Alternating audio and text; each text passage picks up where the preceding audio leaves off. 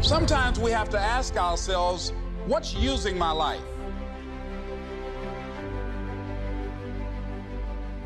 One of the things that we know about life is that it is always changing. Sometimes you're up, sometimes you're down. Sometimes things go real well, and sometimes they don't. Sometimes you're happy, and sometimes you're sad. Now that's that thing called life. And when we begin to understand and know that, accepting that reality that we will never ever have things just on an even keel all the time, that you're gonna have some ups and you're gonna have some downs. But during those down moments, that's where the growth takes place. That's where the work is. Anybody can feel good when they have their health, their bills are paid, they have happy relationships, the children are acting normal. Anybody could be positive then. Anybody can have a larger vision then. Anybody can have faith under those kinds of circumstances.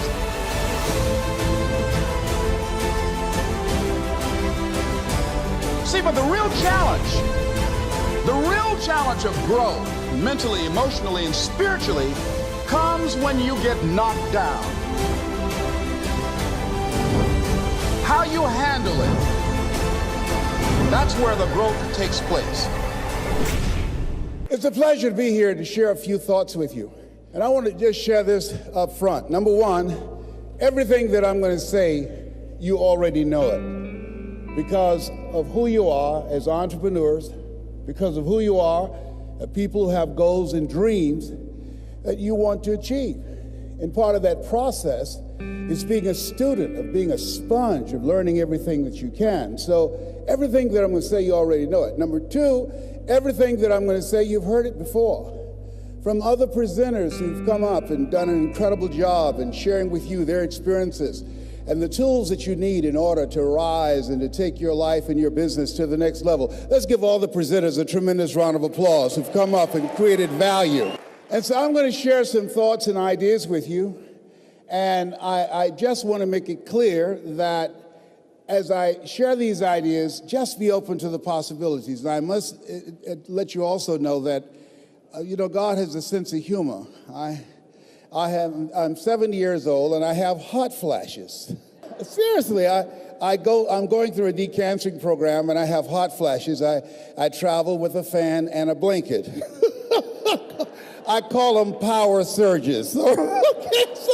So at any time you see me perspiring a lot, I'm a Mickey Mouse fan, have a Mickey Mouse watch, and this is my little pat myself down, when I start perspiring. You got to have a sense of humor. Let us say together, have some fun. Yes. Now, the other thing is that I want you to think about three major goals that you'd like to achieve. Something that's important to you. I'm thankful to this industry.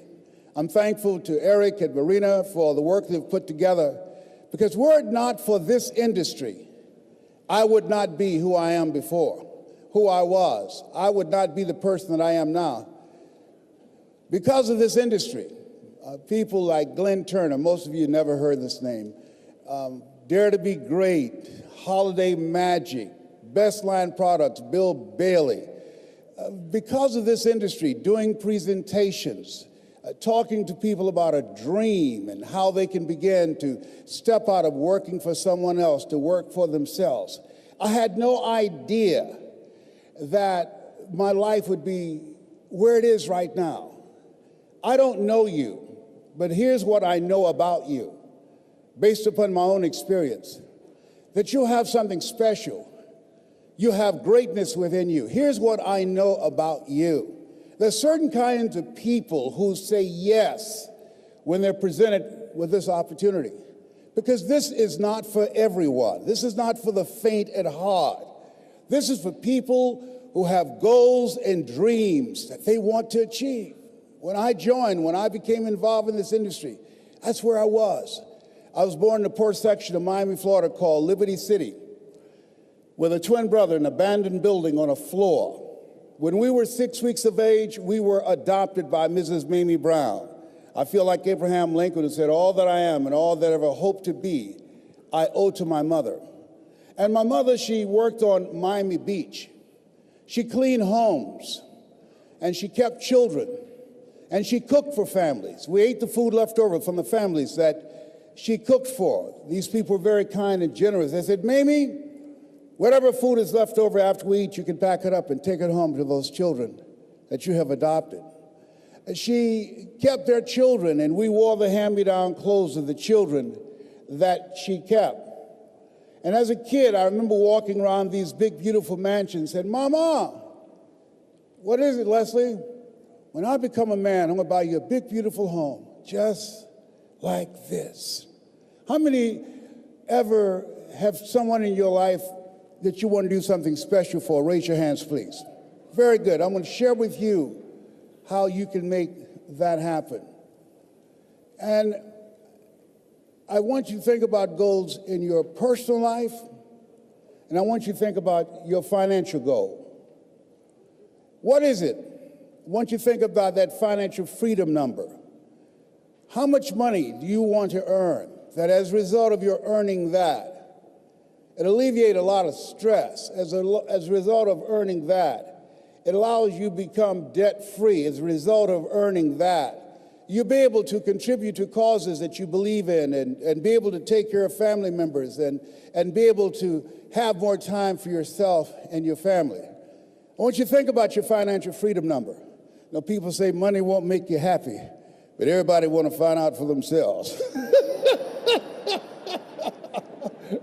Friend of mine, Rita Davenport, said money ain't important, but it's right up there with oxygen. And let me tell you something, fellas, even if you're as homeless as I am, you got some money, women will find something cute on you. Oh, my boyfriend got eyelashes like Denzel Washington, honey. You know, he's got earlobes like Tom Cruise. I used to be so broke, I'd walk past the bank and trip the alarm. Creditors would call the house and my children would answer the phone and say, my daddy said he ain't home. Oh my God. Being broke is a trip.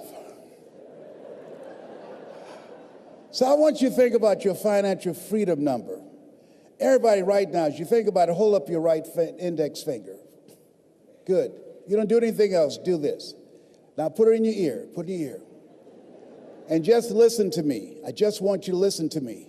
You have something special. You have greatness within you. You have the ability to do more than anything you can ever begin to imagine. There's an entrepreneur in you. You have million-dollar ideas, billion-dollar ideas in you. There are people waiting to hear your voice. You have a vision of yourself doing more, achieving more, taking care of your family, making your mark, leaving a legacy. You will never be stressed or challenged financially. You were born to be rich. You know that it's in your DNA. You were born to be successful. Take your finger out. And the reason I wanted you to do that, I didn't want to go in one ear and out the other. You know?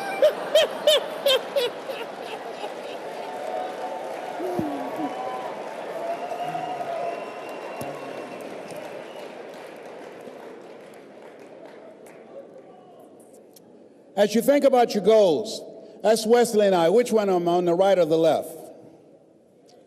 Left, I'm the cute one, of course. That's my beginning.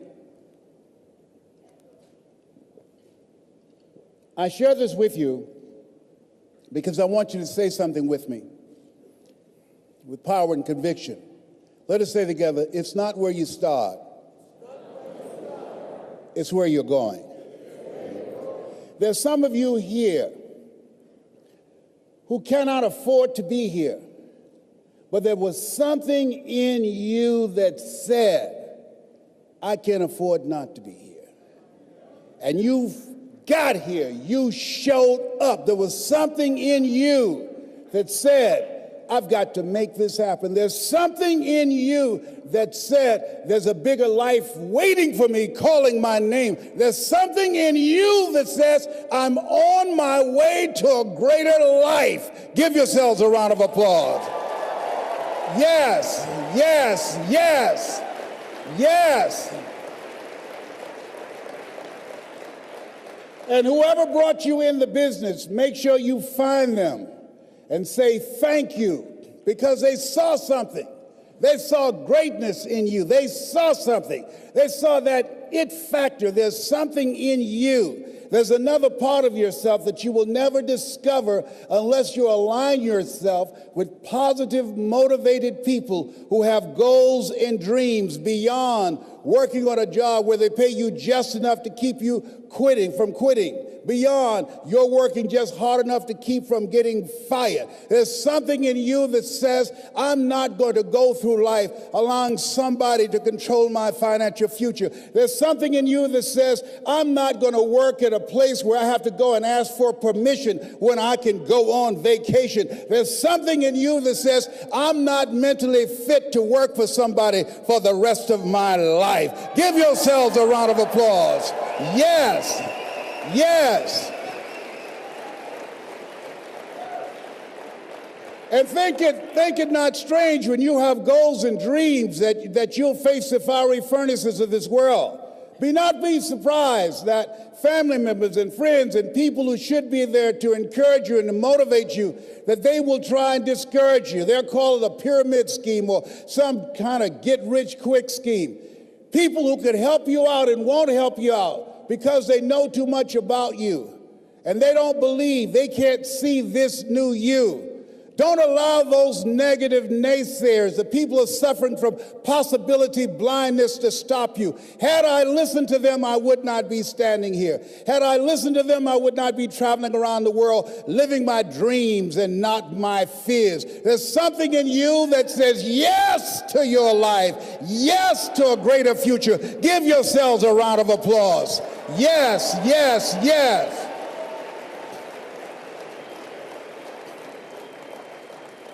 And as you think about your goals and dreams, your personal goals, your financial goal, and whatever that number is, I want you multiplied 100 times. And I want to warn you, don't ask yourself how you're going to do it. How is none of your business. My favorite book says, lean not unto thine own understanding. In all thy ways acknowledge him, and he shall direct thy path. There are things you can do that you don't know right now. So don't worry about how. That's none of your business. And I want you to think about your financial contribution, but also your legacy. What will be different? This stage of my life, I'm training and teaching people how to tell their story, how to make a difference in the lives of others, how to become an effective communicator. How many would love to do that? Raise your hands, please. It makes all the difference in the world, teaching people the techniques and strategies that I learned that allowed me to build an organization with hundreds of thousands of people. This stage of my life, I'm 70. Don't I look good for 70? Come on, yeah, absolutely. And I don't use mascara. I don't use dye to cover my hair because of the fact that I have an allergic reaction to dye, but I do use mascara. Yeah. My kids say, Daddy, you look distinguished with your gray hair. I said, at 70, I'm not trying to look distinguished. I'm trying to look young. Sometimes, Tony, you got to hook this up. You understand what I'm saying? Let me tell you something. Oh, my God. Yeah, people saying, I can't believe he's doing that. Now, you're going to need a paintbrush. You're going to need a... Let me tell you.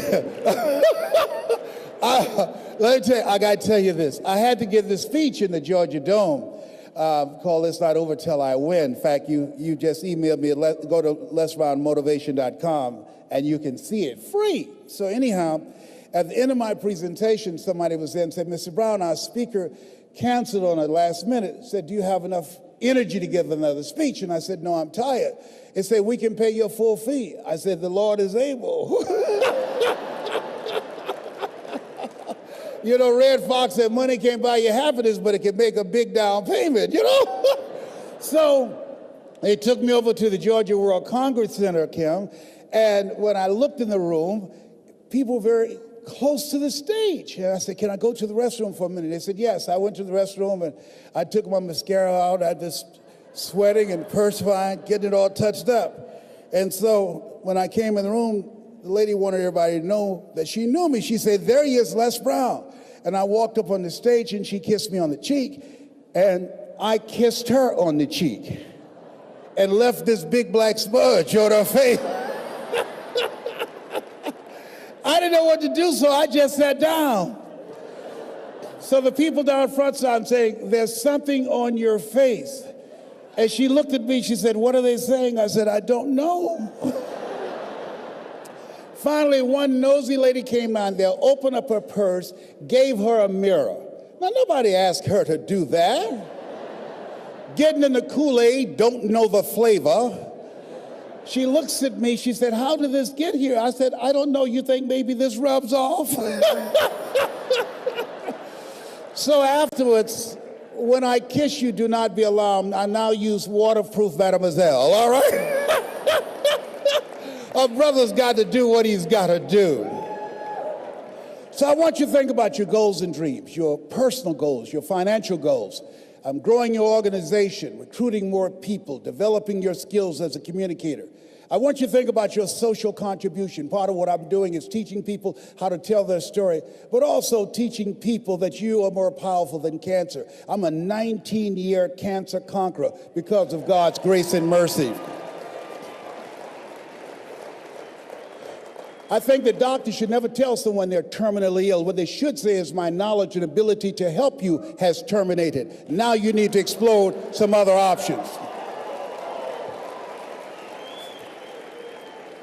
At this stage of my life, I'm training people how to work with young kids. How many of you have children? Raise your hands, please. I'm teaching them how to develop their mindset, how to become effective communicators, how to begin to dress like a prospect and not a suspect, how to select friends that's an asset to them rather than a liability in technology, how they can begin to use their skills and talents today rather than going out beating the pavement looking for a job. Teach them how to learn how to develop their own personal economy by doing what you're doing right now. And I believe that we can create a different future for our children when we work together to create communities of collaborative, achievement-driven, supportive relationships. And that's what you're doing here now. That's what Eric and Marina wanted to do, creating communities of collaborative, achievement-driven relationships. And as you think about your goals and dreams right now, let us say together, it's possible.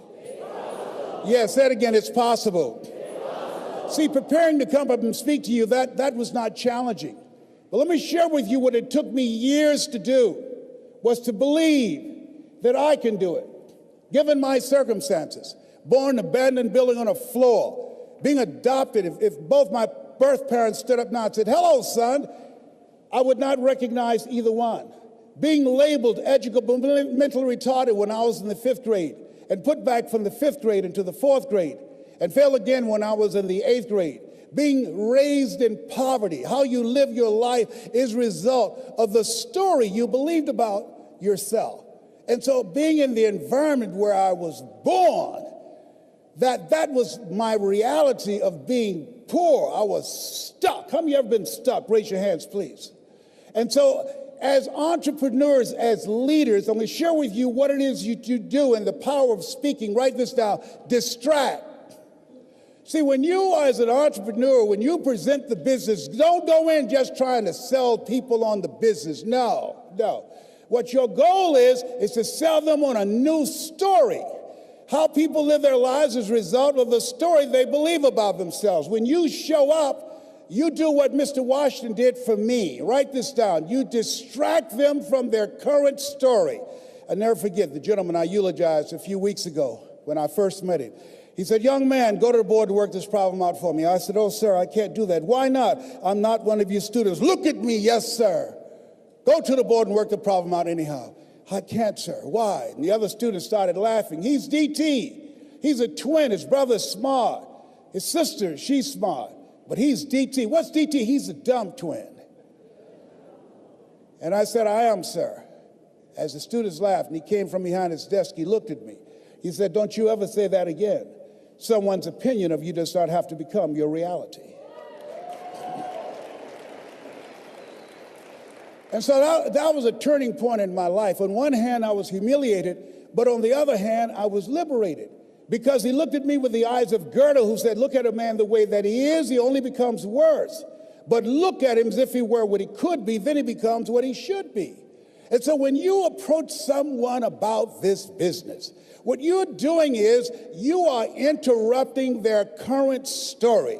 And when they come to an opportunity meeting, or when you make the presentation of what the possibilities are and how they can change their financial income, you're dismantling their limited belief system and begin to allow them to become, as Mother Teresa would say, inspired. Distract, dispute, and inspired to become like a pencil in the hand of God and start writing a new chapter in their lives. You're selling them a story of hope. You're selling them a story of possibility. You're selling them a story of controlling their own personal economy. Give yourselves a round of applause.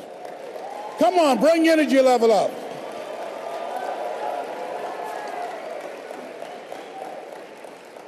And that's what we do as entrepreneurs. That's what you do when you make a presentation. How important is that? That's major. That's major. More people died, according to the CDC, last year from, listen to this, suicide than from traffic accidents. People have lost hope.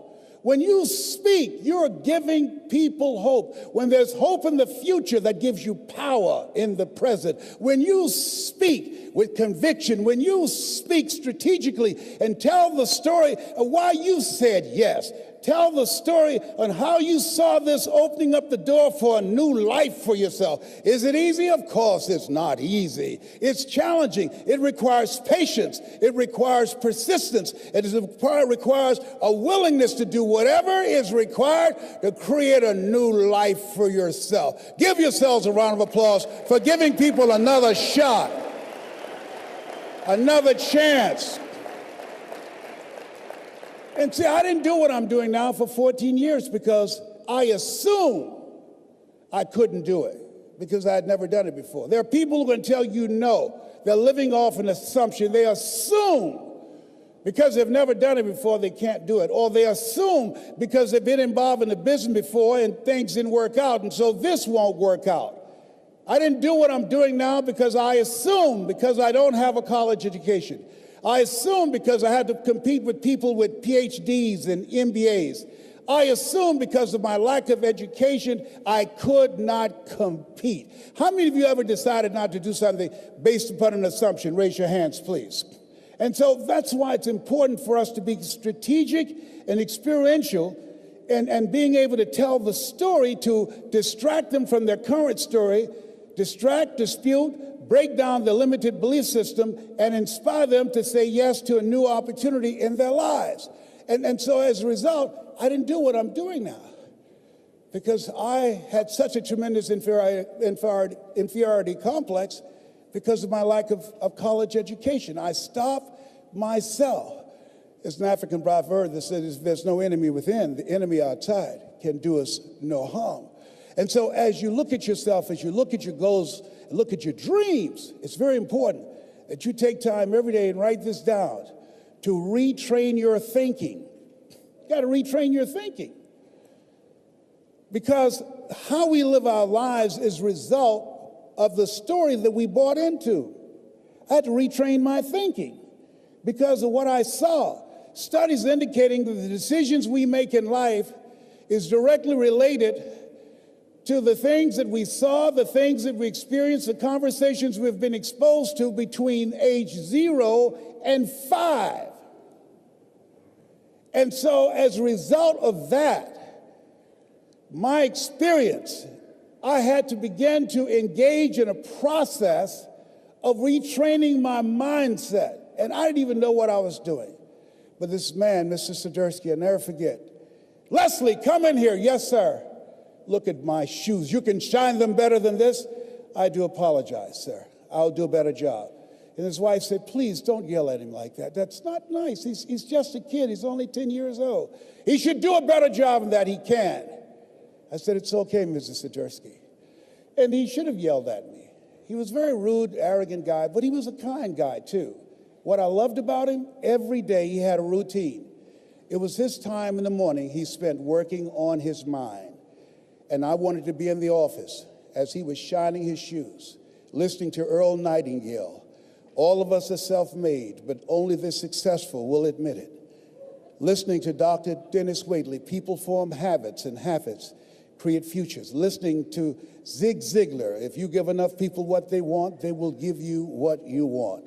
Listening to Jim Rohn, when the end comes for you, let it find you conquering a new mountain, not sliding down an old one. Listening and reading the words of Winston Churchill, the truth is incontrovertible. Malice may attack it, ignorance may deride it, but at the end, there it is. Reading from my favorite book, Be Not Conformed to This World, Be Transformed by the Renewing of Your Mind. Listening to these words help to create a different vision for myself. Some of you are already doing it right now. I'm saying this is a time more than ever that you want to begin to inoculate yourself with positive words, coming to conventions, showing up on meetings, being on the calls, to make yourself unstoppable, to get out of your mind the polluting negative thoughts that's causing most people to go through life being stuck because they're volunteer victims. Somebody said that many people die at age 25 and don't get buried until they're 65 because they got so much garbage in their minds. You are here because you've got a clear vision of what you want and where you're going. Give yourselves a round of applause. Come on, bring your energy level up. Yes, yes. You want more. You want more. You're different. You're different than everybody else.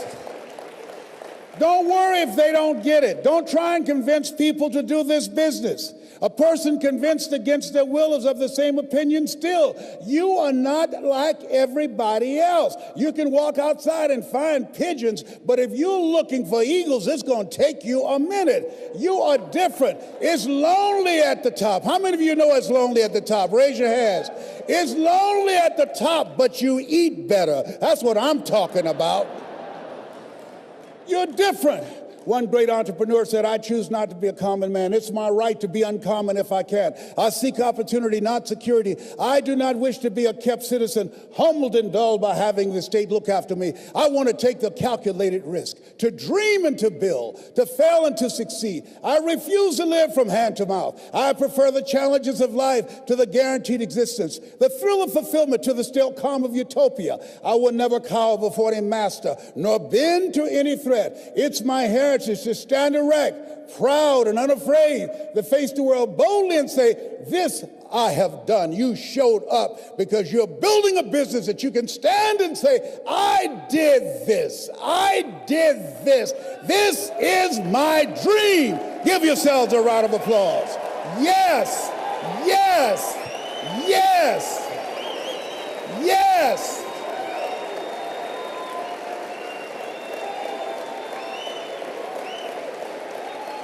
Yes.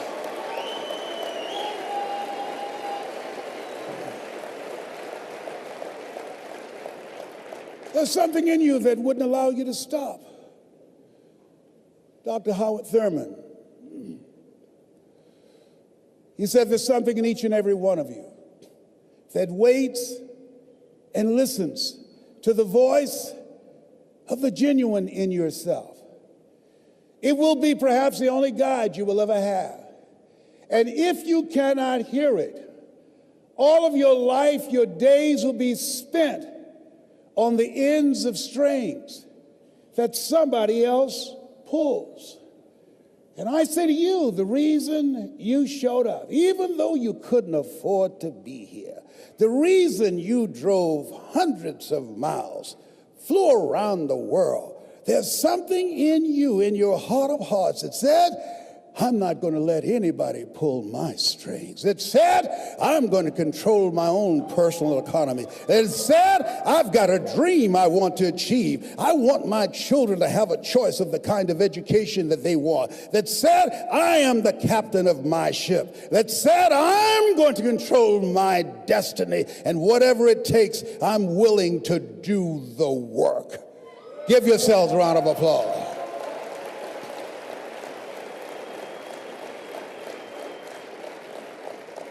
In 1961, President John F. Kennedy had a decision to make.